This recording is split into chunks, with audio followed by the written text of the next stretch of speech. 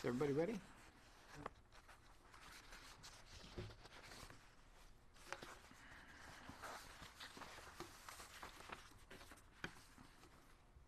Good morning. This is the DAO's weekly press conference in which we usually do two things. The first is a report on gun violence during the prior week, and the second is highlighting something, either a unit within the office, a particular case, or some other issue of significance that relates to the work that our office does. Today, we will be highlighting what I consider to be an atrocious case in which this office, through the excellent work of ADA Jeff Hajnowski, pardon me, Jeff, has achieved a conviction and also a very lengthy sentence in that matter. Just to give you well, I will give you the details on the case in a moment. Let me acknowledge who is here first, if I may. We have with us today the Honorable Carolyn Engel-Temin, First Assistant District Attorney in the DA's office, who is to my left, your right. We have Robert Listenby, also First Assistant District Attorney, to my right, your left. ADA Joanne Pescator, who is the chief of the DA's office's Homicide and Non-Fatal Shooting Unit and who supervises Mr. Hajnowski, is here. We have ADA Jeff Hajnowski, who actually tried this case and conducted the sentencing. We also have with us today, but not present at the moment, we have Tanya Johnson, who's the mother of one of the two victims of this terrible act of gun violence, the mother of Amber Michael. We have Kathy Lees, who is, along with Tanya Johnson, waiting in another room, and will come in after we complete the gun violence update to for information on the case in which her daughter was killed and her daughter's boyfriend was repeatedly shot. We will also have with us today Reverend Dr. Darren McKinney, who is the senior pastor at Bright Hope Baptist Church, where we are, and has graciously invited us in. Let me turn first to our gun violence update for last week, gun crimes update, I should say. This covers the period of February the 18th through February the 24th, with the exception of the following piece of data. Homicides year to date stand at 81 as of the 27th of February at 11:59 p.m. On the same date last year, it was 76. This is an increase of 5 homicides. It is a 7% increase as of today. The number of homicides during the period from the 18th through the 24th was 9 homicides and 38 non-fatal shootings.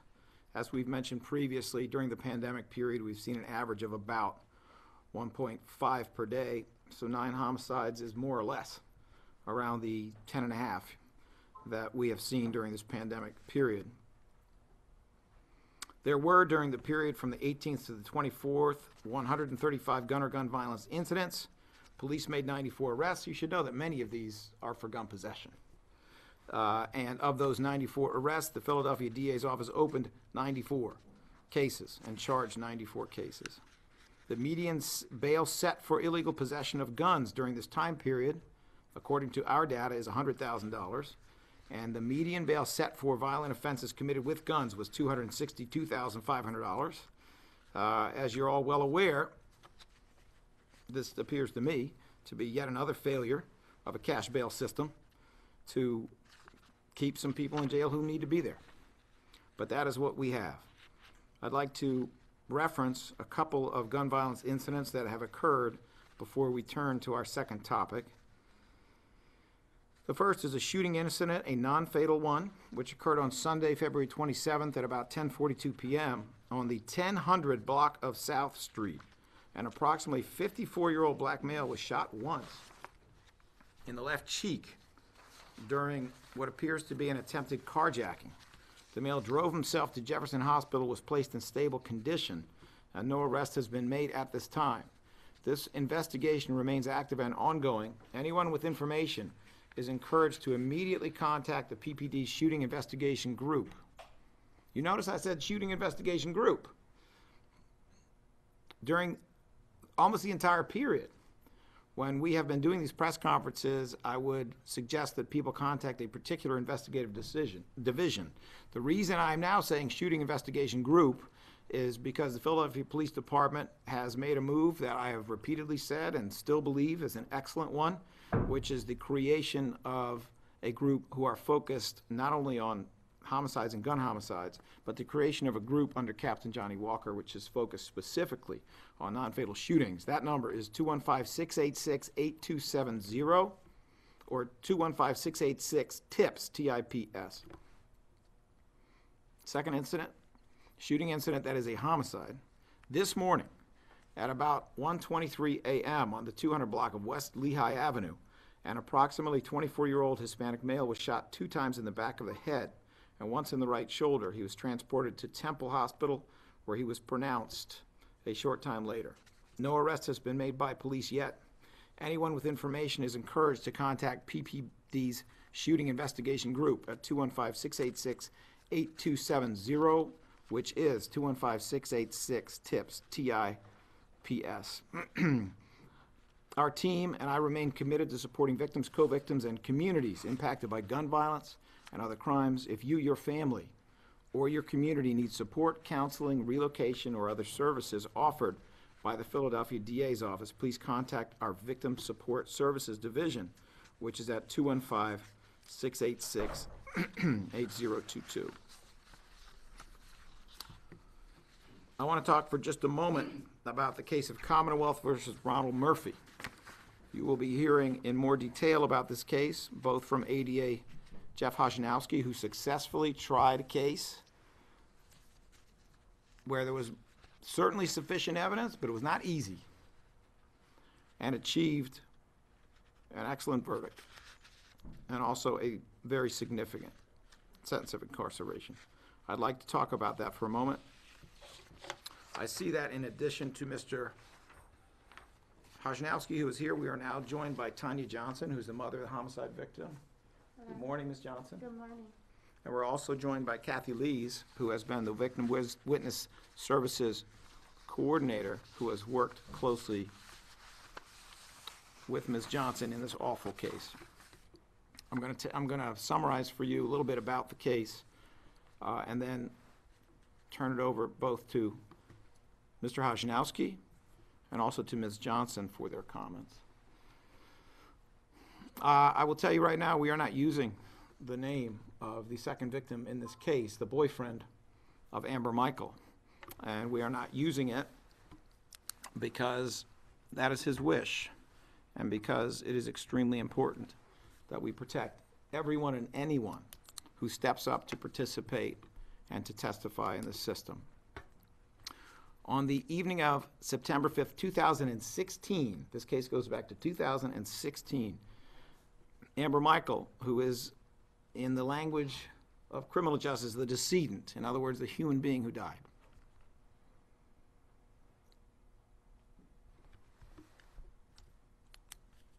and her boyfriend, who is a surviving complainant, in other words, who survived the incident, lived, and testified about it in court.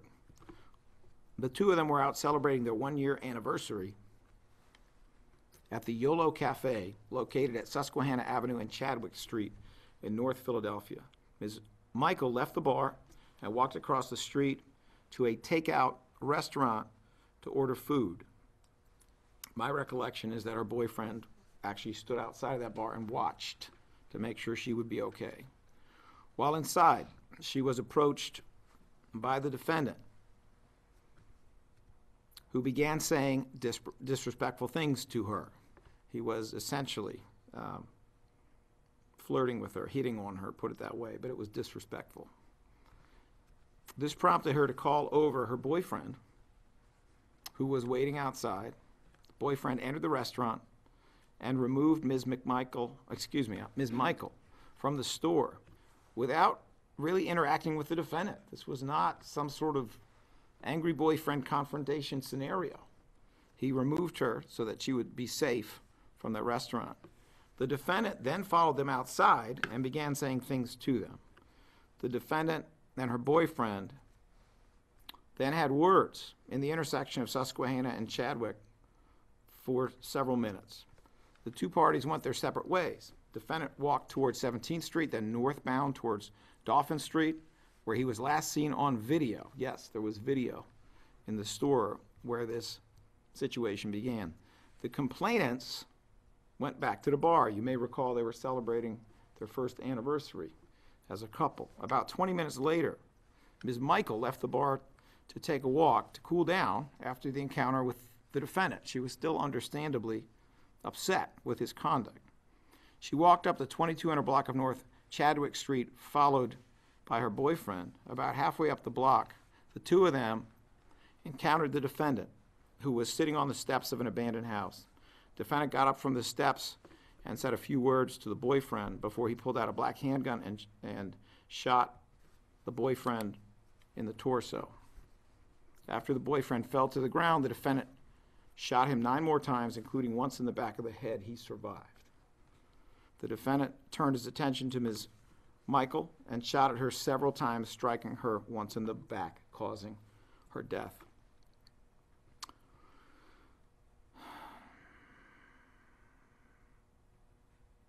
There was no video of the actual shooting.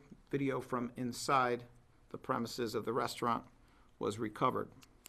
And I must say the police did a remarkable job in solving this case with limited information, a job that took them until 2019. It took them 3 years, essentially, to make an arrest in this case.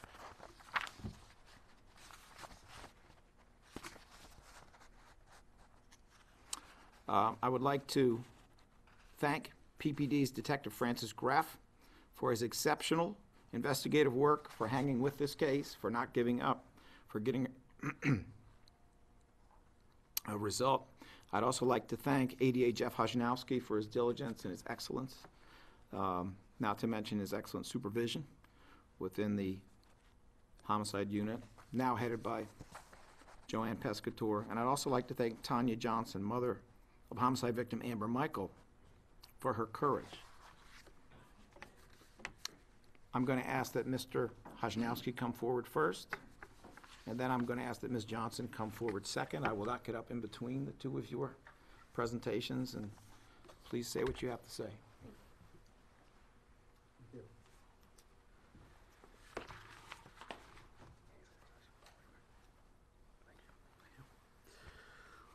Good morning. There's not much I can really add to the facts. DA Krasner pretty much laid out the basics of the case, but I do want to give special acknowledgement to Ms. Johnson, who is here, who was there every day during the trial, and who was really a strong source and a pillar for me in trying this case, as well as her father, Amber's father, Marcel Michael, who could not be here today. I really want to say thank you to Detective Graff and his partner, Detective Timothy Staley. They did a fantastic job on this case, and really, if it weren't for them, this case would have probably been unsolved. As DA Krasner explained, the case, this is a very tragic case of a boyfriend and girlfriend out just celebrating their anniversary. They went out for a good time, and it turned into a complete and utter nightmare. September 5th, as I said, when I made my sentencing recommendation to the judge, is a day that should have been a day of celebration for this young couple.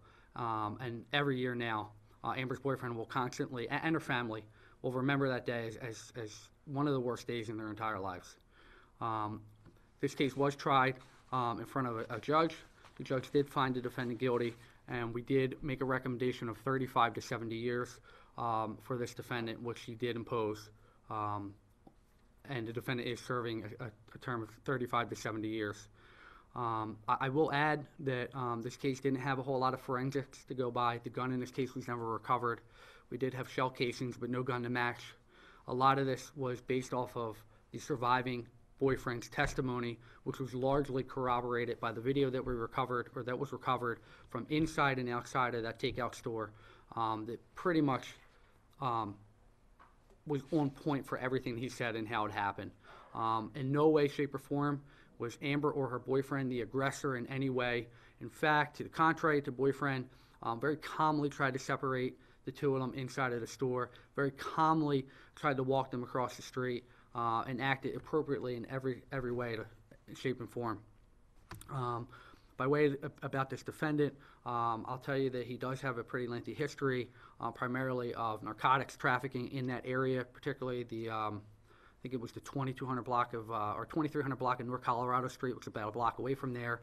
While in custody, he has picked up several infractions for fighting and violent behavior. A credit to the judge for recognizing that. That was all presented, and realizing that this is a dangerous individual, and the streets of Philadelphia are much safer now that he's not on them. In terms of family support, again, Ms. Johnson is here, and I guess she can step up and make any comments she would like to make.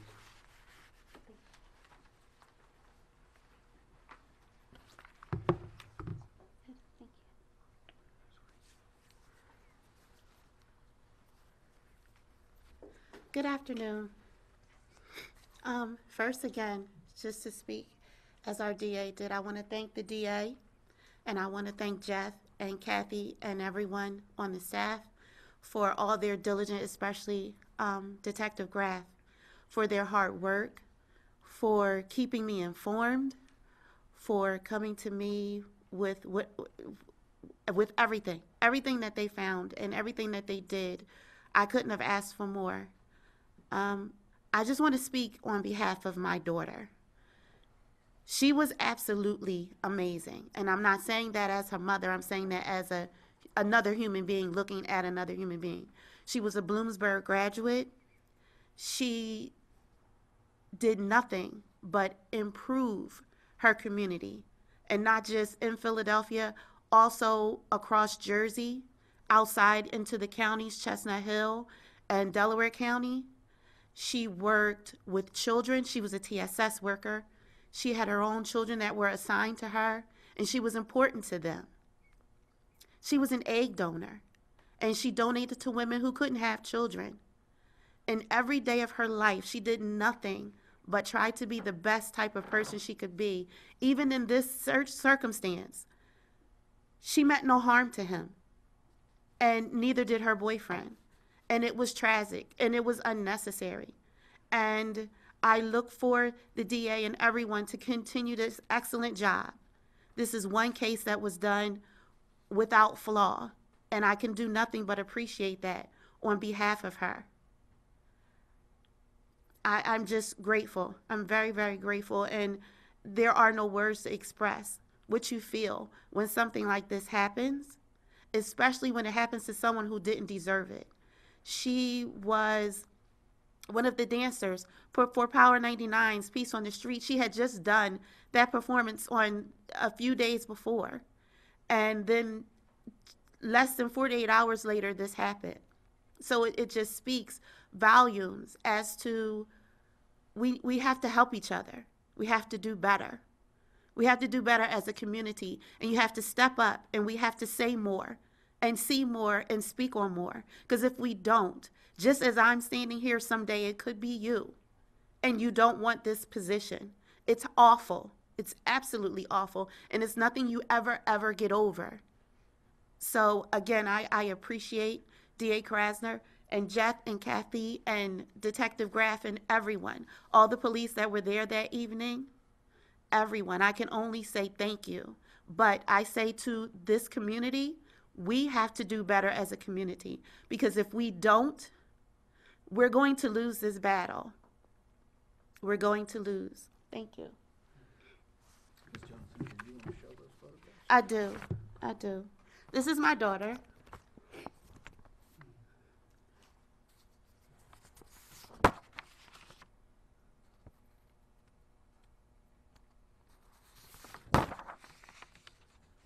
This particular photo here was at an event called Ruby's Kids. And she would gather Christmas toys for children who were in foster homes, homeless, needed coats. We did so much in the community. And that's a loss. It's not just a loss to me. It's a loss to all of you. It's a loss everywhere.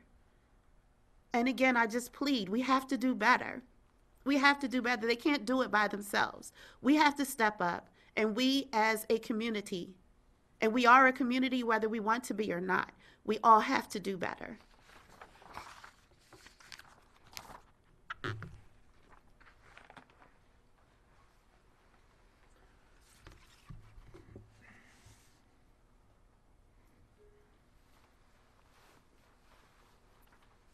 Thank you. Kathy? Good job. Thank you. Obviously, this case,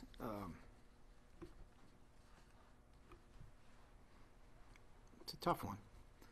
But from the perspective of those of us whose job it is to prosecute these cases, to help to solve these cases and work with other collaborators, let me just say this. This case is an example of how trust being rebuilt in a community can have a profound impact on our ability to prosecute cases. As Ms. Johnson stands here and asks witnesses to step forward, to come forward, to say things in a case where we essentially had no witnesses to the shooting, with the exception of the young man who survived. I hope the public will understand that this DA's office is trying its best to be fair, trying its best to protect people. And by the way, many thanks to City Council for coming up with some more money. God bless City Council for doing that. So we're in a better position to protect potential witnesses. On the one hand, we need to build that trust so we can have more witnesses come forward and participate and know that they not only will be protected, but they will be treated fairly. Maybe that's some of the lesson that comes out of various things we've tried to do to make the system fair. On the other side, this is also a case that is an example of how a state-of-the-art forensics lab, state-of-the-art forensic capacity could have given us that additional layer of evidence so that this case would have been stronger. Jeff Hushinowski did a remarkable job. This police officer did a remarkable job. But it took a few years for this detective to arrest the defendant. And it took a lot of good work at prosecuting a case where we could have used another layer of evidence. It took a lot of good work to be able to get a conviction on this case and a sentence of 35 to 70 years. This is a victory, make no mistake. But this is a victory where we could have been on stronger footing if members of the community had come forward, and we could have been on stronger footing if we had the 150,000 square foot lab that we need instead of the 47,000 foot lab that has excellent leadership, but needs the machines, needs the personnel, needs the modern tactics that will enable us to solve cases more quickly and to have the evidence be much stronger. Now, I do want to say this to all of you. It is not going to be every press conference where I endeavor to keep the focus on the topic here, but we are in the presence of the mother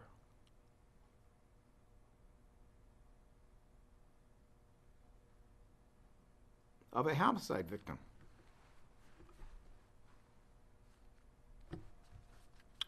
And that is my focus. Are there questions? Yeah. Yes, sir. Okay, was it tried as a first-degree murder case? This case was tried before the Honorable Scott O'Keefe. It was charged murder generally, which includes first-degree murder. But there were two different transcripts. You had two different victims. So one was the victim of the shooting, and the other one was the victim of a fatal shooting. The judge considered all the evidence. He came in with a verdict in the third degree on the homicide, and then he came in with convictions on many other charges. And so his sentence was 35 to 70 years. Okay, so with the judge, and where do you stand on the fact that the judge did not convict him in the first degree? The judge is J. Scott O'Keefe, who, for those of you who know, is a very, very experienced judge, both prior to hitting the bench in criminal justice and afterward. I have no criticism. This is a case where a good fact finder, whether it was a jury or it was a judge, could have drawn this conclusion. He drew this conclusion.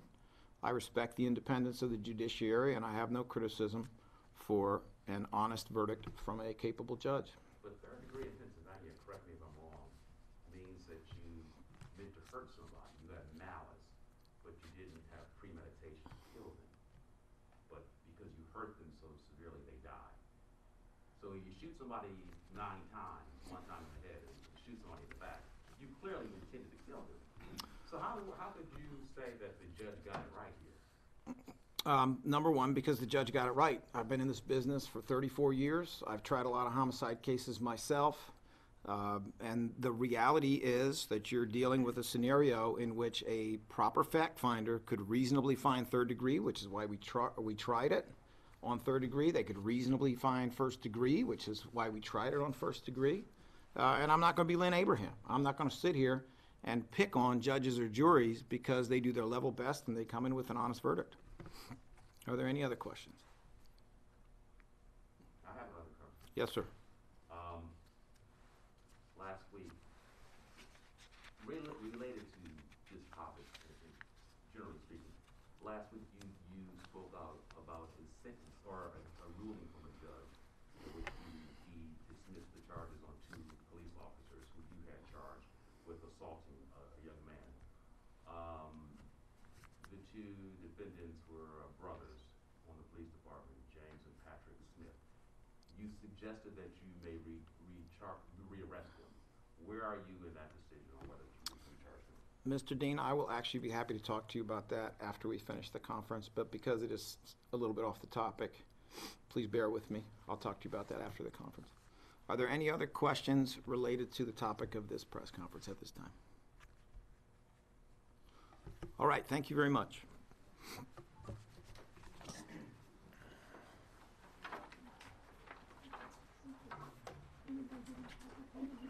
They have in the heart.